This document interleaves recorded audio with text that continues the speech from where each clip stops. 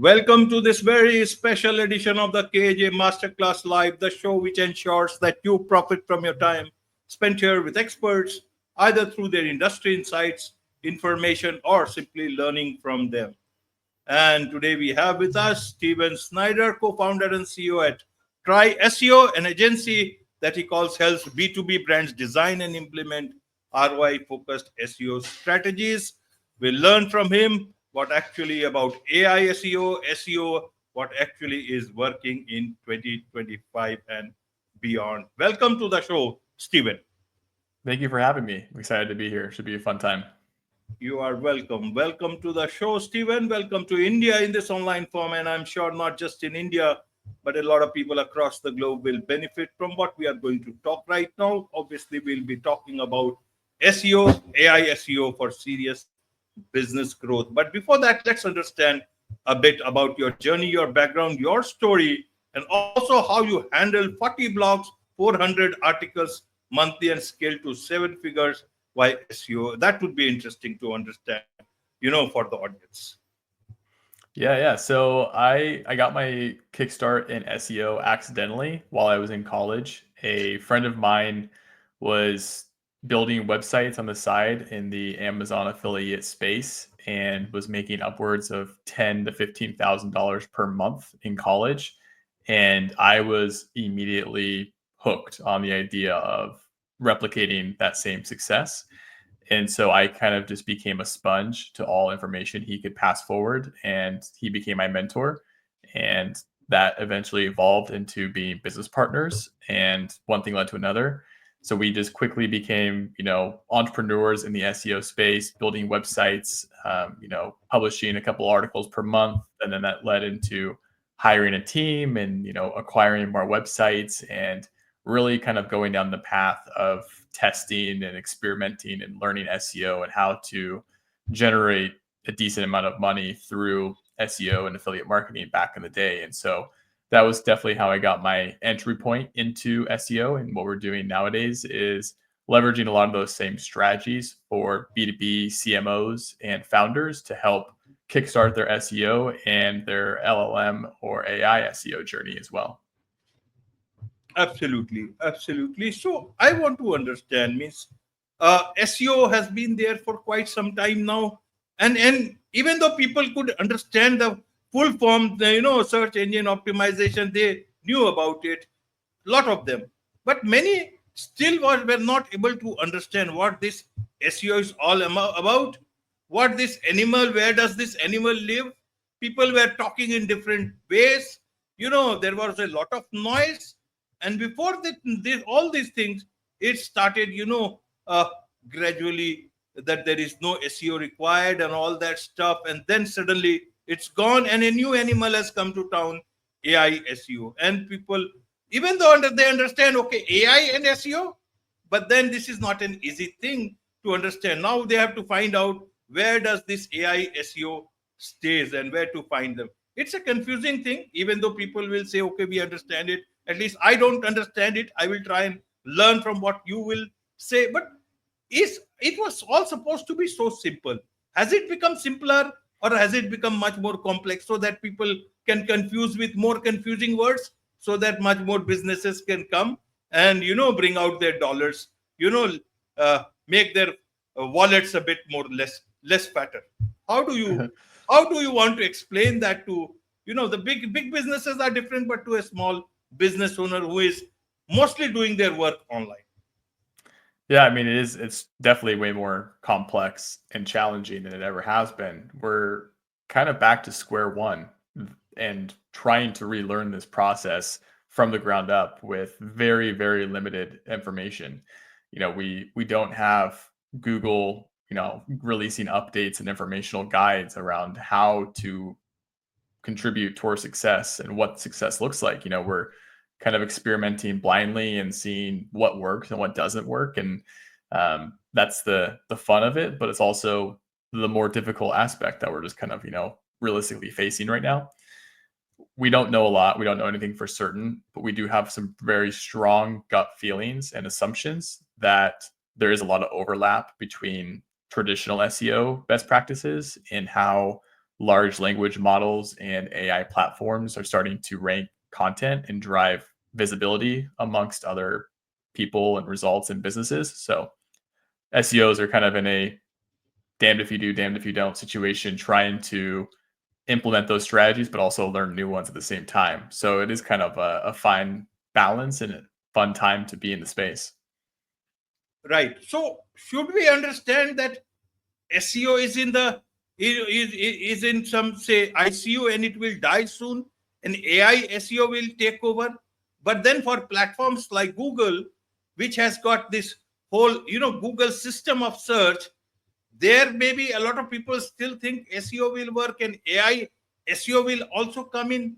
Means, how should a common person, a common business, small business understand it? A lot of these even platforms, you go to Wix or any other Shopify or maybe other platforms also, any of these web platforms. You go there, they will give you a list of things that these are the SEO stuff that you can do. And then when you do it, you are all set.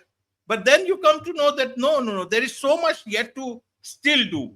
And that is where it is. Then the question is that why aren't these guys telling us that, okay, do these things also, so that it becomes, step by step and one will able to do it?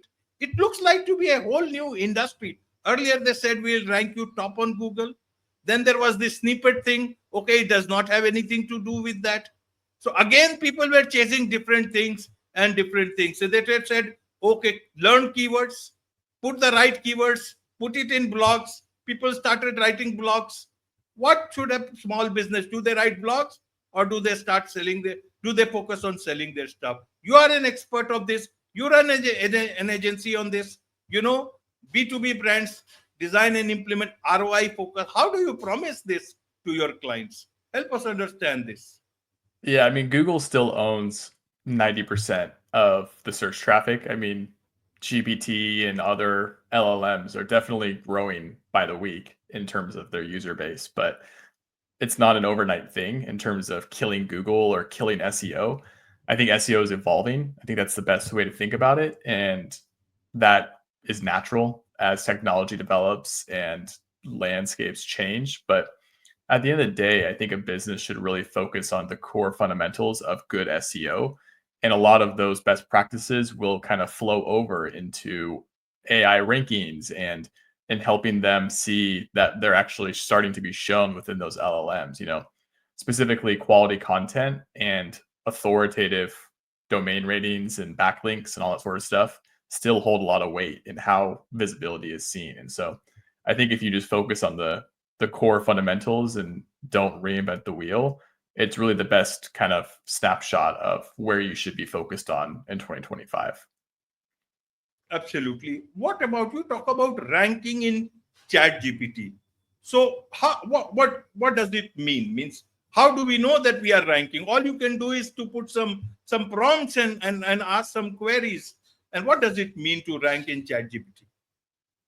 Yeah, I mean that's pretty much the name of it. I mean we're kind of back to square one, like I said, in terms of if you think back to 1999 or 1998 when Google was still so early and there were no keyword research tools. People didn't know how they were ranking in Google. People didn't know what keywords were existing or how to even know what search volume was attached to a keyword. And so it's a very similar landscape in what we saw back then 25, 28 years ago and where we are now. I mean, I don't doubt that in 5 years or less, we're going to have keyword research tools for LLMs and ChatGPT, but we're at step zero of that process. So we do have to just guess and type in phrases and search queries that maybe our ideal customers are searching for. I mean, it's hard to say, but the best thing is just to assume the persona of your ideal customer and try to guess at what they're searching for and just search for that and see, does that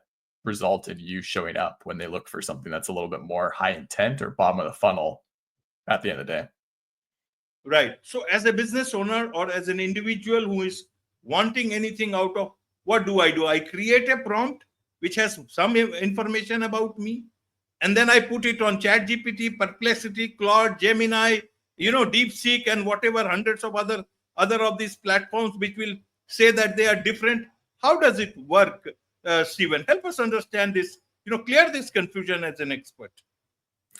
Yeah, the prompting is just how to understand if you're being shown or represented within that prompt.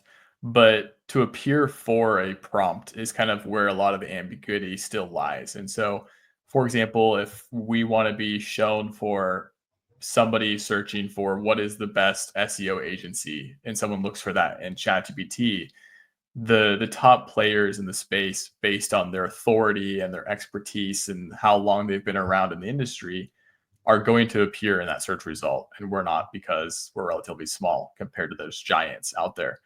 And I think that focusing on traditional SEO efforts like backlinks and authority and EAT and quality content and blogging and all of the technical components that go into it, that's what starts to overlap into how the searches are being displayed in LLMs, kind of in a nutshell.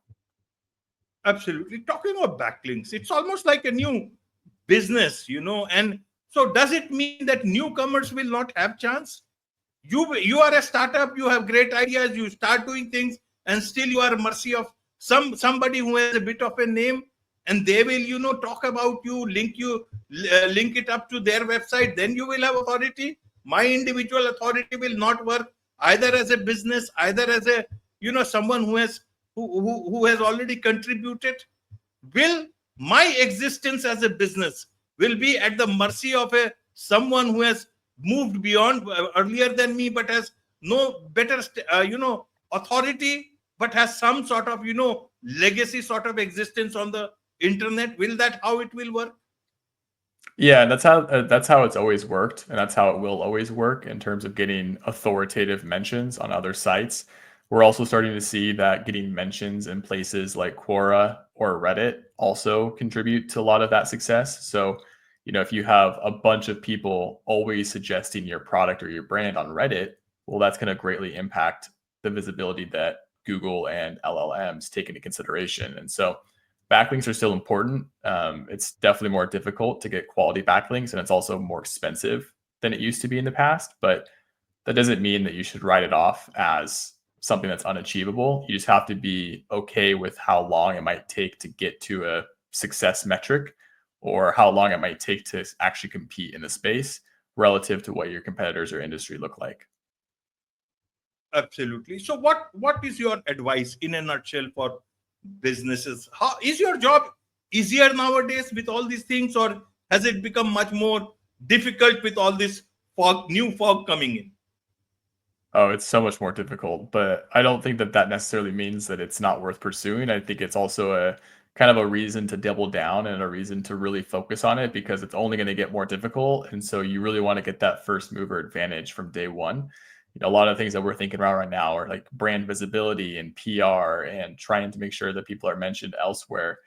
Going on podcasts is a great way to improve your expertise and your authoritativeness and brand elsewhere on the web. Quality content will always win. Like, there's always going to be things that you can do, but you just have to think outside the box and really focus on ways that might be abnormal compared to traditional best practices, but they really do matter in where we're heading in terms of trust and authority and expertise and how that all wraps together to appear in AI search. Absolutely. Let's understand it from one of the comments that you. It's from a business looks like. What keywords should I target for my clothing handloom categories? What kind of blog topics can attract my ideal sari buyers? Now, if someone is an online store and they want to sell, should they go keep on going the old way like they used to, or do they have to look at things differently? How would you like? There are millions. India is known for clothing, and many millions and millions of people sell online. What would you like to tell them? Yeah, I mean, the keywords really have to come down to, the exact match of the products you're selling and making sure that the pages are represented well technically in terms of the technical SEO components that you want to highlight and ensure that, that makes sense from the schema all the way down to the hierarchical, headings and tags and like all of the nested links. Everything that would really contribute towards success is going to matter. The keywords should be backed in keyword research using tools like SEMrush or Ahrefs to identify what are the exact phrases that your ideal customer is looking for, and then how do you implement those on your site in categories, product pages, service pages, blogs, etc. So, I mean, if you don't have the strategy from day one, I would highly suggest that you start there and really spend 10 to 15 hours learning the space before you develop your website any further. Right. What about social media? You see, earlier social media was that you put hashtags, you put the right kind of keywords. But now looks like, people are obviously putting focus on keywords, but they are more focusing on what is it that they want to say.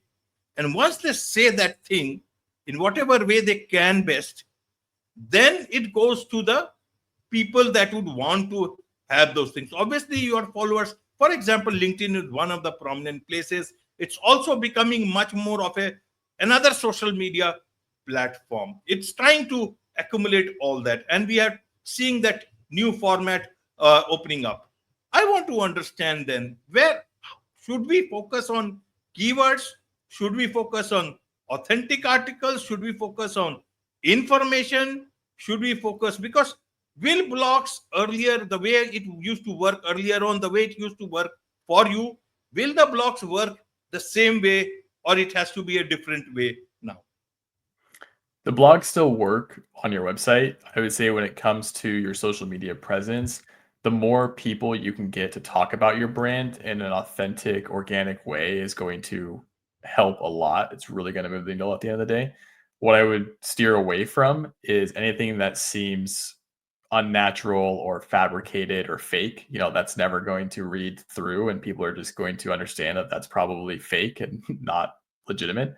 So, at the end of the day, good brands sell themselves. And I think that the more buzz you can create amongst a community of users, the better you're going to have in success and visibility long term.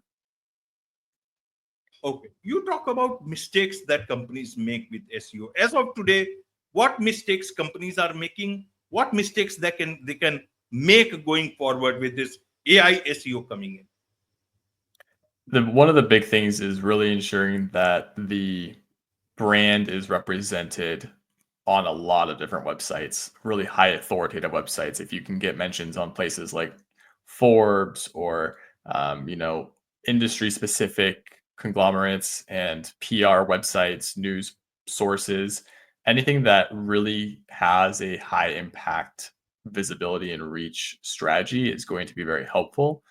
Other things I would say that people typically don't think about is the trust and the expertise that they're showing across their site. So, if a blog is on your site, do you have an author bio? Does that author bio link to their LinkedIn? Does it represent the credentials and any certifications that the writer might have? How is that shown on your about page? Does your website show trust, people you've worked with, white papers, case studies, all these things that really highlight who you are and the expertise you bring to the table? That goes a long way nowadays. Absolutely. But you see the irony, Stephen, many of these big names that you call authoritative, they are also themselves struggling to bring that crowd to their own websites. And that is why a lot of journalists are sharing their content on social media to bring the crowd or bring the traffic to their own websites. Means many are not successful. That is where they are facing that difficulty of, the ad revenues also going on to other, digital websites rather than these legacy big names, big brands that you are talking of, backlinking to. How do you see this? Means this will fade away after some time. Then there will be no need of this, going to these legacy media brands or big names just for backlinking. For the right, obviously thing, obviously it can be understood. But just because I am lesser known, I have to go to someone known, means that sounds a bit, unpractical in today's time. How do you want to tell about this? Means, do you think it can continue for long? Until something new is developed or released that says otherwise, I'd say that's probably the best place. And even if you are mentioned on a place like Forbes or some big website, they're not going to give you a do follow backlink anyway. So an unmentioned or unlinked brand mention is still, worth trying to achieve. what you can really do is just how many places are people talking about you, and how big or how much trust does that brand carry, and how much can they help support your future growth. So at the end of the day, I mean, just like any brand that has a lot of growth and upside, they got there because a lot of people were talking about them. And so if you kind of think about that and how much visibility it takes to become a big player in any space, that's kind of how it works in online platforms. So I don't think it's a one trick pony. I don't think you should only do XYZ. I think you should do ABC, XYZ, and PDQ. You have to do a multiple, approach strategy and do it for a long time. And that's just kind of the realism of it. It's not easy and it's not quick, but it works. And I think that you just have to be patient. Right, right, Steven. Now, when you talk of blogs, people generally assume that it's about text. What about videos? What about audio that is coming up very, very strongly, especially video? You see the amount of people content that's getting created. Even this is going live. This is video. Obviously, it will also be audio for audio. But you see, if I put it on Spotify later on, we cannot go live right at the moment here. But if I put it, then it becomes also video plus audio. So how do you see that part when we talk of blogs and anything else and backlinks? Yeah, I mean, that's still very beneficial at the end of the day because, kind of from my point of view, and if you post this on YouTube and you also create a blog about it and you put it on Spotify or any other platforms, and wherever you put it, Google and AI platforms are going to take note of that. And that all adds to who is Steven Schneider and who is Trio SEO. And so the more visibility I can get over a 5-year period is going to give me an upper hand versus people who don't do that. And I think that from your point of view, you are also helping your brand get awareness by putting it on YouTube and then putting that YouTube video into a blog so that those two can kind of feed off each other and be a more powerful piece of content. And so at the end of the day, you have an objection or an obligation to deliver high quality content to your viewers. And I have an obligation to deliver trust and expertise to the brand and to you. And so I think that the more those two things can work hand in hand for a multi-year timeline, the better outcome we both have. Right. Now, one more thing is that you see, Google has been indexing Instagram, TikTok, and other places, onto Google search. Earlier, you could not see Instagram things, but now you can see on Google search a lot of them. But this has happened only last couple of years. Now I think it's much more streamlined and almost, so you can see that happening. The results are there. How should people look at this part of this thing? Because generally people assume, okay, if I put a video on YouTube, then it will reflect on, but they don't, or even ignore or forget to see that even Instagram videos, your small reels and everything is, coming in searches, even on Google search. How should one look at it? Where are the other places this are getting indexed? Anywhere else? If you have any understanding or takeaways for this. Yeah, I think that Google is just realizing that there's an evolution upon us as far as how people are engaging with tools and software and applications in order to find answers to their questions. So, the younger generation, the new up and comers who are 12 to 18 years old, are using TikTok and Instagram more than they're using Google. And people who are in my generation are probably using ChatGPT more than they're using Google, but probably more than they're using Instagram to do search. So I think it really just depends on what generation is being connected to what platform. And then Google has an obligation to try to serve that user as well. And so I think that it's just natural for things to change. And like Google and like us and like everyone else, they're catching on to that and wanting to stay in the race. And so by indexing Instagram content or by indexing TikTok content, that then allows them to represent the Google user better because they can now pull in a TikTok reel that answers the question on how to make a cup of coffee. And so traditionally that may have not been served, but now that it is, Google has a chance to better serve that user, which gives them an upper hand. And so I think everyone's just trying to figure it out, Google included, and Google's making a lot of mistakes right now as well. And I think that we just have to be patient and see how things take shape over the next couple of years. Absolutely, absolutely, Steven. Now you see the situation here. We were talking about SEO. Now we are trying to understand, AI SEO. And then in a couple of years, maybe not even a couple of years, where should we are talking about Gen AI. Do you think that will also again change the landscape? It will think on its own way, and then all these things will then be moving on to a different direction altogether. How do you see that part? Should we just keep everything in very sort of revolving way and wait for those things to pan out, or is it we should stabilize with AI SEO?